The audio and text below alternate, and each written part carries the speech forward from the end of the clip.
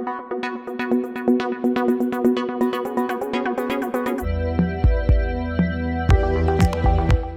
gusto verles a todas y todos, al público en general que sigue esta sesión de Voces por la Transparencia. El día de hoy tenemos a una invitada a la que reconocemos y admiramos mucho por su trayectoria profesional, pero desde un punto de vista personal más por su trayectoria académica. Además tengo el gusto de decir que fue mi maestra en la Facultad de Derecho de la Universidad Nacional Autónoma de México en el posgrado, y gracias a ella fue que tuve la oportunidad de aprender la teoría de los sistemas de Lehman. Es doctora en Derecho por la Universidad Nacional Autónoma de México, ha impartido cátedra por más de 3 décadas en la propia universidad y fue becaria del gobierno de Italia para realizar una investigación postdoctoral en la Universidad de Bolonia, Italia. Dentro de su vida profesional ha destacado por ser la directora de Derechos Humanos, directora general de la Suprema Corte de Justicia de la Nación, directora de la Escuela Judicial del Tribunal Electoral del Poder Judicial de la Federación, consejera jurídica y de servicios legales en el gobierno del entonces Distrito Federal, directora de la División de Estudios Jurídicos del Centro de Investigación y Docencia Económicas, y más recientemente fue designada como experta independiente para integrar el Comité para la Eliminación de la Discriminación contra la Mujer, periodo 2021-2024. Bienvenida, doctora Leticia Bonifaz, es un gusto tenerla con nosotros. Esto siempre lo he querido preguntar. Usted escribió alguna vez un artículo denominado el artículo 4 constitucional, un cajón desastre. El 6º constitucional se ha empezado también a convertir en un cajón desastre en sus 2 apartados, tanto en el apartado A y el apartado B, porque si bien señala de manera general el derecho de acceso a la información, hace una mención a los archivos, a la protección de datos personales e incluso también al derecho de réplica. Entonces, me gustaría un poco que primero nos diera esta exposición del cajón desastre del 4º constitucional y luego en referencia al 6º constitucional, si también podríamos llamarlo un cajón desastre, doctora. Bueno, sí, hace mucho escribí ese artículo y efectivamente el nacimiento de los derechos económicos, sociales, culturales y ambientales hizo que la Constitución original del 17 tuviera una estructura en donde no cabían, y cada derecho que se iba sumando, sobre todo los de naturaleza de los económicos, sociales y culturales, porque son los que implican un hacer por parte del Estado. Entonces yo decía en aquel artículo que todo lo que no tenía cabida iba al 4º constitucional, y el 4º constitucional se fue alargando, desde el varón y la mujer son iguales ante la ley, luego se metió ahí la cuestión indígena, que después pasó al 2º constitucional, después derechos de niñas, niños y adolescentes, derecho a la salud, derecho al agua, derecho a la alimentación. Entonces como que en el 4º se iba metiendo todo y se le creó un espacio, pero al derecho a la información yo creo que todavía tiene mayor sistematización. Lo que ha pasado es que no solo está el derecho, sino cada vez más garantías para el ejercicio del derecho y los organismos constitucionales autónomos que han tenido que nacer para la garantía del derecho. Yo siento que hay más orden y congruencia en el 6º. Es una alegría compartida porque en efecto la doctora Bonifaz fue también mi maestra.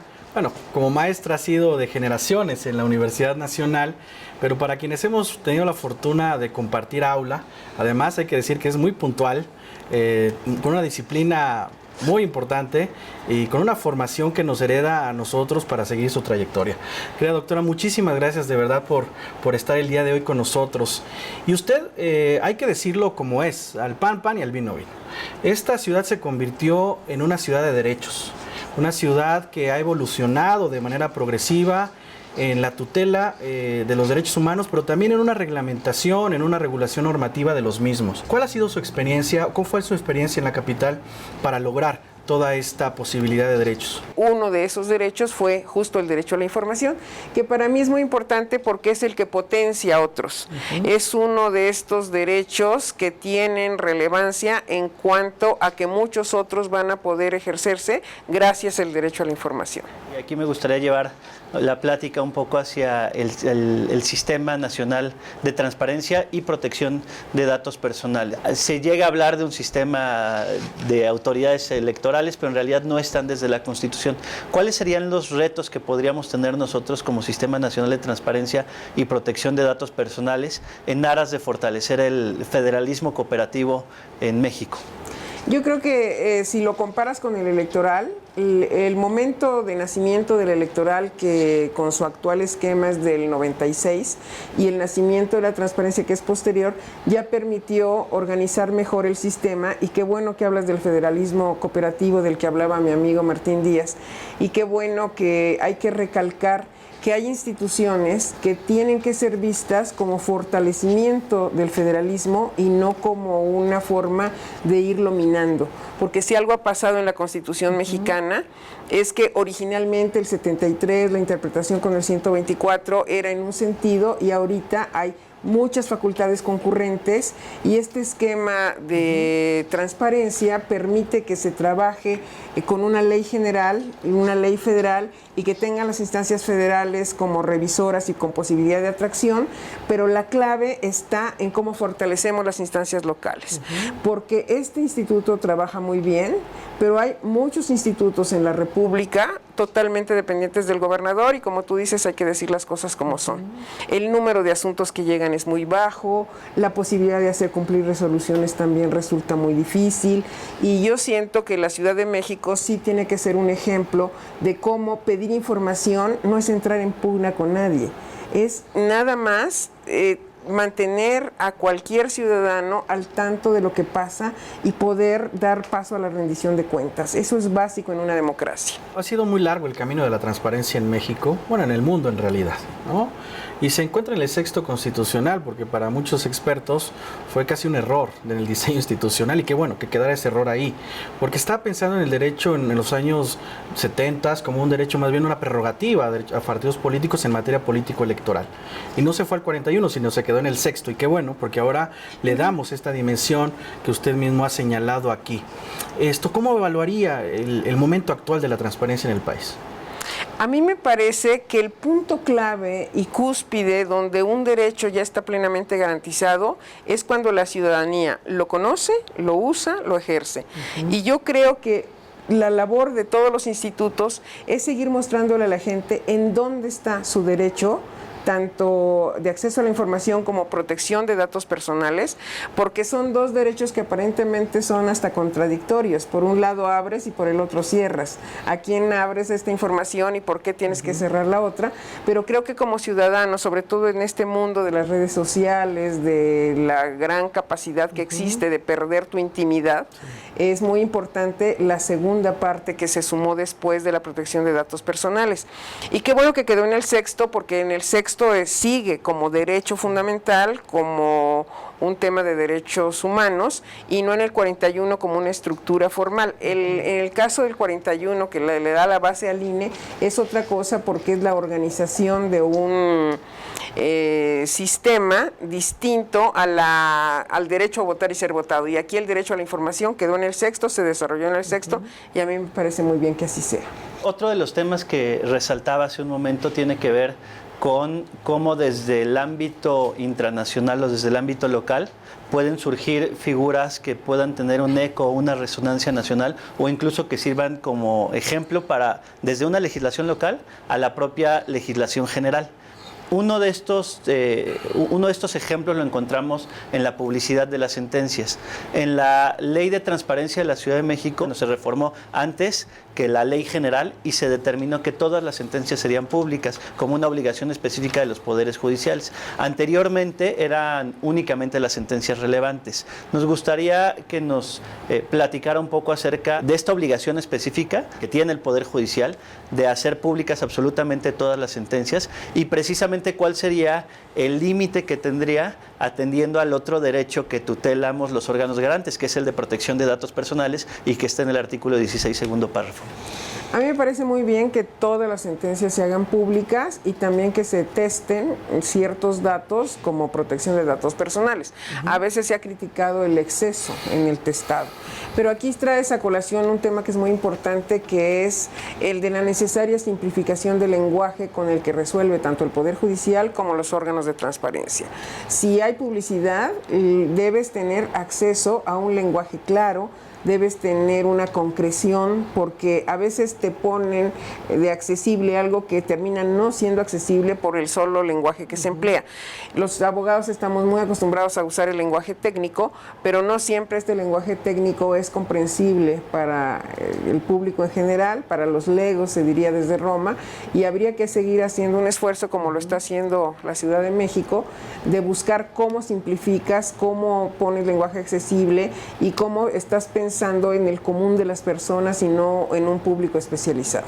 ¿Cómo se facilita justo toda la política de transparencia, incluso con sectores que estaban ahí siempre, ¿no?, como actores sociales, pero que no siempre se les dio el espacio o la voz que necesitaban, ¿no? Hablo en materia, por ejemplo, indígena. Nosotros hemos emitido resoluciones en lenguaje, incluso en idioma maya, ¿no? Es decir, la capacidad que tenemos de transmitir a personas con problemas de carácter audiovisual, etcétera. El enfoque de los derechos humanos también tiene que ver en cómo sí se hacen las cosas y se hacen bien desde la institucionalidad. Doctora, y en materia de esta ponderación de derechos o esta posible confrontación entre el derecho de acceso a la información pública, que ya bien usted refería, y el derecho a la protección de los datos personales. No podemos escapar de ese debate, y menos nosotros, porque el diseño así está. El sexto prevé la máxima publicidad, el 16 la máxima privacidad, y muchas veces nos encontramos justamente en nuestros plenos realizando ejercicios de ponderación, intentando saber cuál es el derecho que tiene mayor peso frente a otro en un asunto específico, etcétera. ¿Este debate también es válido en plenos como este o solamente lo pueden hacer espacios jurisdiccionales o jurisprudenciales? No, obviamente es un debate que está y que tenemos que continuar en todas las trincheras. No, nadie se puede excluir de esto. Ahora, ¿dónde está el riesgo? Por ejemplo, un servidor público sabe que todo su actuar, como está actuando en el carácter de servidor público, puede ser visto por cualquiera, pero hay un punto en donde ya, si ese servidor público empiezan a buscar cuestiones personalísimas que no tienen nada que ver con su función, pues allí ya el enfoque tiene que ser distinto. Me acuerdo cuando se debatió en la Corte el tema de la importancia de las declaraciones patrimoniales, si debían ser públicas o privadas, si se deben reservar algunas cuestiones. Y ya saben, los asuntos que han saltado tienen que ver con declaraciones patrimoniales, pero entra en riesgo la persona que dice tengo tal casa ubicada en tal lugar o tal cantidad de... Entonces ya es una información que puede ser perjudicial. Entonces yo siento que la máxima publicidad tiene que ver con no afectar ya derechos fundamentales de las personas y que los pongan en riesgo. Claro. Ese es el punto. Pero sí, la ponderación no siempre va a ser sencilla. Y justo en este aspecto de ponderación, hace una semana se resolvió en el pleno de este Info un recurso de revisión que tenía que ver con una información que se había determinado como reservada relativa a actos de corrupción en un mercado de la Ciudad de México. Y entonces precisamente una de las salidas que tiene la Ley de Transparencia mexicana tiene que ver con dos causales a través de las cuales no se puede invocar la reserva, que tiene que ver con actos de corrupción y con violaciones a derechos humanos. Y hacia allá quisiera encaminar un poco la conversación, doctora, desde su papel. Y bueno, primero la reforma constitucional de 10 de junio de 2011. A 10 años de esta reforma constitucional, ¿cuáles son los retos que tenemos en el país y cuáles serían los retos que tendríamos también como órganos garantes? Pues mira, la reforma de hace 10 años, para mí lo que tuvo de particular es que tomó eficacia muy pronto. Hay reformas que se dan y arrancan todas las instituciones muy lento para instrumentarla, y desde mi punto de vista la reforma de 2011 empezó muy rápido a surtir efectos, sobre todo a colocar en el ámbito jurisdiccional cuestiones que antes no estaban allí.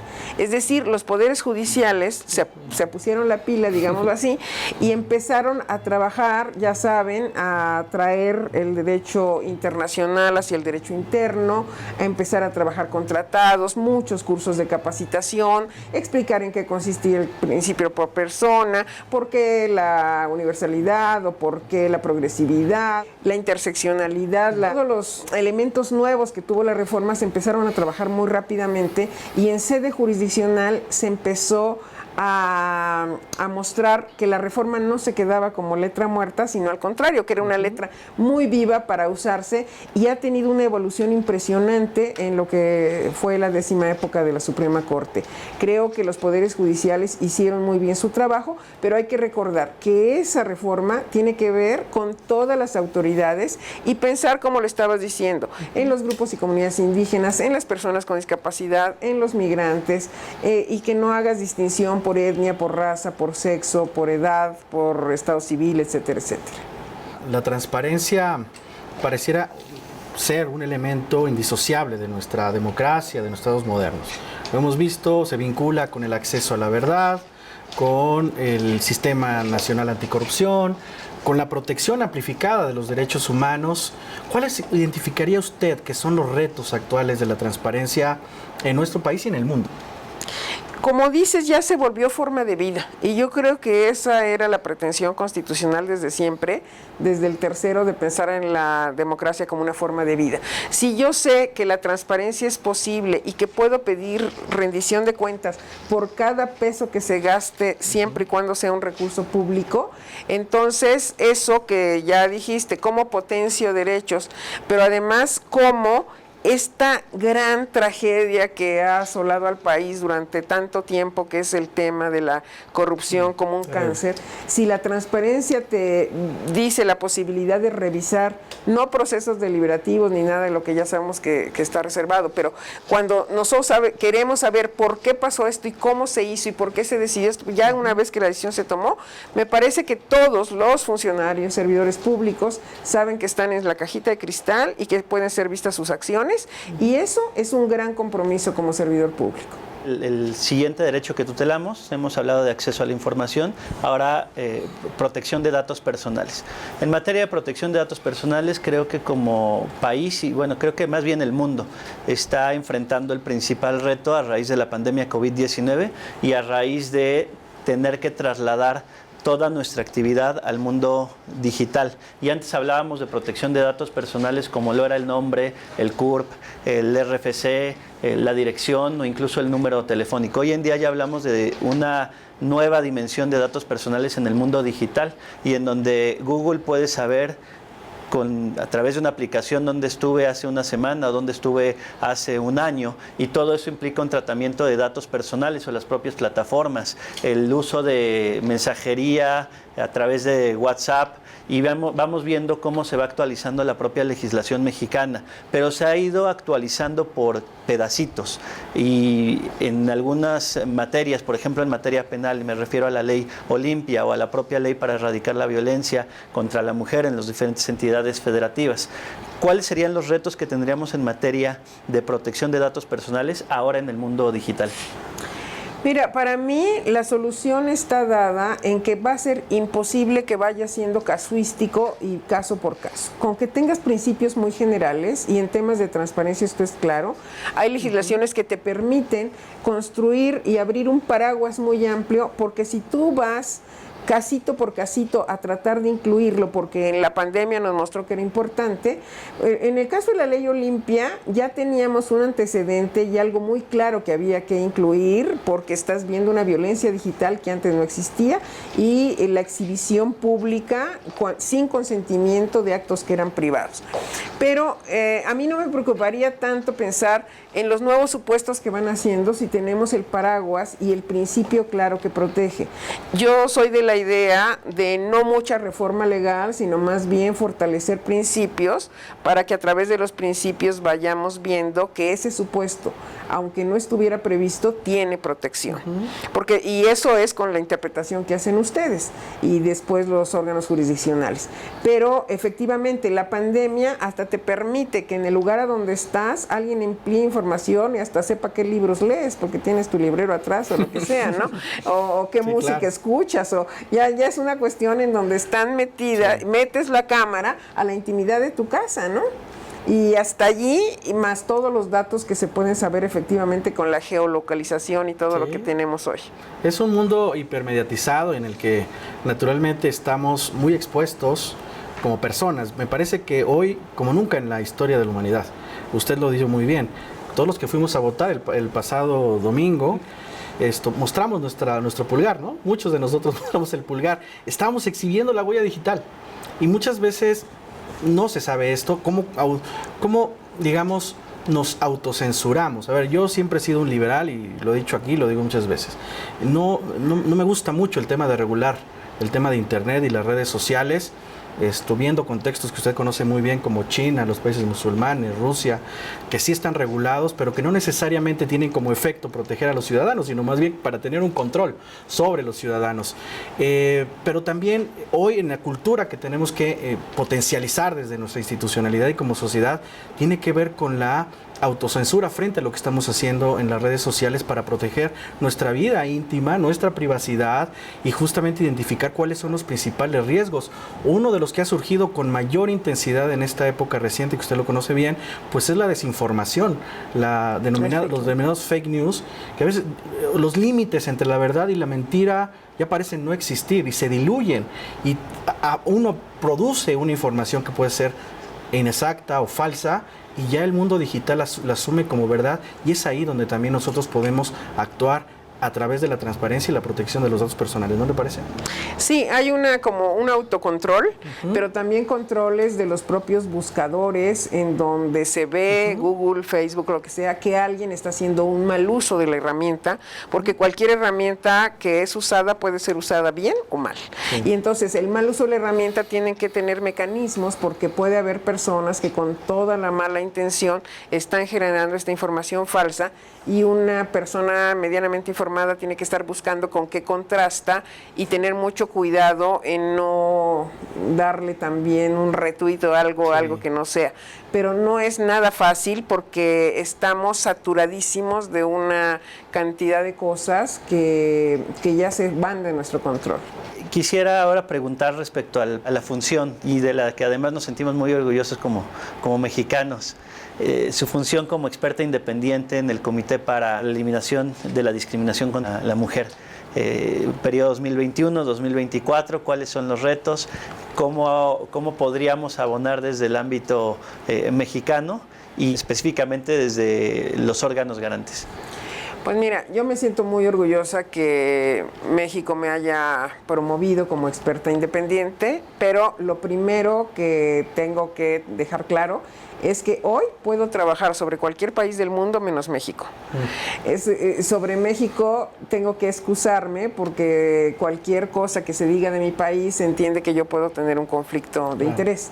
Entonces, desde que llegué a CEDAW, que ya son varios meses, he podido ver situaciones de América Latina completa. Solo somos 2 de América Latina, Gladys Acosta, la presidenta de CEDAW, que es peruana, y yo, juntas y con otras más estamos trabajando la Recomendación General para Protección de Derechos de Mujeres Indígenas, que va a ser muy interesante. Estamos ahorita en proceso, pero ya me tocó hacer nuestro seguimiento a Costa Rica, voy a hacer la próxima semana uno de Colombia, me toca más trabajar sobre la región, pero me he estado enterando sistemáticamente de qué está pasando pues en Europa del Este, donde hay varios países con riesgo de retroceso de derechos de las mujeres, en Asia, en África, y de pronto pues mi tarea se volvió el mundo, cosa que me encanta. Pues para nosotros es un verdadero honor, como bien lo dijo mi amigo Arístides, tenerla hoy con nosotros, porque una mujer de su talla y de su altura merece estar en donde está y además seguir su ejemplo naturalmente. Hoy los retos en México y en el mundo en materia de combate a la discriminación, a la violencia contra las mujeres sigue siendo un tema central en el debate público en el que nadie nos podemos excusar y al contrario tenemos que generar acciones para evitarlo. Doctora, díganos, justo hace rato mencionaba algo muy interesante que para nosotros también ha resultado todo un reto, transitar las ideas de la academia a la vida institucional. ¿Cómo ha sido ese tránsito a la construcción de políticas públicas desde lo teórico? Pues ha sido muy interesante. Cuando yo estuve de beca en Italia, que ya lo decías, la mayoría de los profesores de filosofía, de sociología con los que hablaba, se extrañaban que yo hubiera tenido toda la vida el doble rol, el de servidor público y además maestra universitaria. Aquí porque nadie puede vivir de lo que te paga la UNAM, todos moriríamos de hambre, ¿no? Salvo algunas excepciones. El hecho de tener que combinar, y les consta a los dos, sí, que las clases en la UNAM siempre las ligo a ejemplos prácticos, porque, bueno, hay una claridad. Muchos llegan a la facultad huyendo de las matemáticas porque no les gustan las abstracciones, y el derecho es pura abstracción, puritita abstracción. Entonces, no fue mi caso porque a mí sí me gustaban las matemáticas, pero lo que busco es, y busqué siempre, era poner problemas prácticos que estaba viviendo y darles la explicación teórica de ida y vuelta como se recomendaba desde Aristóteles. Yo creo que desde mi primer trabajo en el jurídico de la presidencia lo que hice fue mezclar academia. No siempre resulta, porque pues necesitas el apoyo político. El derecho solo funciona con el aliento que le da la política, de otra manera se queda allí. Entonces tuve la suerte de tener muy buenos jefes, desde Guillermo Kelly en el jurídico de la presidencia hasta Marcelo Ebrard, Luis María Aguilar. Realmente en cada momento me dejaron ser y hacer. Y eso, maravilla. Bueno, no cualquiera. Qué maravilla. Muchas gracias, doctora. Y bueno, ahora usted tuvo muy buenos jefes, nosotros muy buenos maestros y maestras, incluyéndola, como ya lo hemos dicho. Y aquí quisiera dirigirme ahora, o que pudiera dar un mensaje a los alumnos de la universidad o de diferentes universidades, porque si bien somos Pumas, creo que parte de la pluralidad implica que este mensaje pueda llegar absolutamente a todos los universitarios. ¿De qué utilidad tendría el derecho de acceso a la información para la vida universitaria? Nos han llegado incluso solicitudes en donde dicen, necesito esta información porque estoy haciendo mi tesis. Un mensaje para la comunidad universitaria, para estudiantes principalmente. Pues sí, el derecho a la información fue usado fundamentalmente por periodistas al inicio, y ustedes lo saben. No tanto al inicio eran personas físicas queriendo saber cierta información para efectos de rendición de cuentas, pero yo creo que cualquier estudiante no debe pensar solo en su función actual como estudiante, sino en el rol que juega como un ciudadano que debe estar más informado. Es la importancia de ser privilegiado, porque finalmente en este país es privilegiado el que tiene acceso a la educación superior todavía, y necesitamos que cada persona vea no solo lo que hoy necesita saber, sino lo que como ciudadano tendría que saber para estar debidamente informado y para incidir en las decisiones que se toman en todos los ámbitos de la vida pública. Una democracia se construye con la actividad de todos y todas nosotras, y entonces tendríamos que ver de qué manera el estar informado, el poder aportar, el tener más posibilidades de incidir en la fijación de políticas públicas, y que todos y todas estén seguros que nadie en lo individual pareciera incidir en los grandes cambios, pero que una serie de acciones individuales es justo lo que provoca una verdadera transformación. Muchísimas gracias, querida doctora. Yo cerrando nada más, decir que ha sido un verdadero honor para mí, seguramente para Aristis, como ya lo mencionó, tener a alguien que fue un referente y sigue siendo un referente, ya no solo en la academia, sino en la vida profesional. Seguir sus pasos se da muy complicado, pero haremos todo lo posible porque así sea. Gracias por estar con nosotros, querida doctora. Les agradezco. También muy agradecido, doctora, y bienvenida a esta institución que seguramente conocía muy bien, pero que ha tratado un poco de ir evolucionando también. Y bueno, este siguiente reto que tenemos, que es en la protección de datos personales. Muy agradecido, doctora, y no sé si quisiera extender algún mensaje final. Suficiente, les agradezco mucho. Gracias.